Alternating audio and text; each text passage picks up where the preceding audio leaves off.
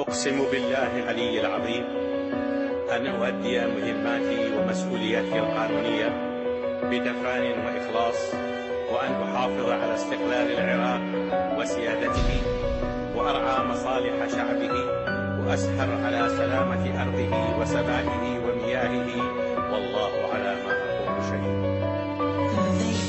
آسف سيد الرئيس، لازم تقرأ هالرسالة. اختصرت اللي أقدره واعتذر لك على الإطالة. أنا أمثل كل مواطن عنده غيرة وبيه حمية. أنا أمثل كل عراقي عانى ضيم الطائفية. انشغالك في أمرنا صارت أكثر من مواجع، لكن احنا ما شكينا بنعمة الله كل شطانة. اسمع سيد الرئيس، جملة تعجز الانتظار، وانا اكتب بالرسالة اسمع أصوات انفجار. أنا عذرك ما سمعتها، عايش انت بنص ستار من الحواجز حتى تحمي نفسك انت من الدمار. أنا أكره هالحواجز بسببها أحس بعيد، لأنها تمنع أن تسمع دمعة صارخ شهيد. كل ما لها قبر بنها تحط له جثة عنها ضاع. أنت بضحكة وعدتها كل ما تعقد اجتماع. يا رئيس من انتخبتك قلنا نبشر مرة خير، كل أملنا بالأمان وننطي خبزة للفقير. شو صفينا كنا فقرة وانت عايش بالقصور، لا تفكر أرد حزدك أنا قانع بالأمور. حقك انت ما شفتني أنا يم حجمك صغير، انت بيتك كله يلمع وانا قاعد على الحصير. يا رئيس الدولة سافر حل الأمور الخارجية، وانا ويا جار عارك لو أكت على الهوية. انت آلاف الجنود تحمي بيتك وانا حامي، حتى ما يقدر يبوقه انطي جيبي للحرام. خلنا فطنا كله اخذه وخلى عيش بنص امان. انا وعدك انتخبكم اخذ صبعي للضمان، او اقل لك اخذ صوتي وحتى عمري ما اريد. حلم اشوف اطفالي تضحك لو يمرها مرة عيد. يا رئيس الشكوى لله، لكن اكتب وانت تقرش كم مريض اللي يموت.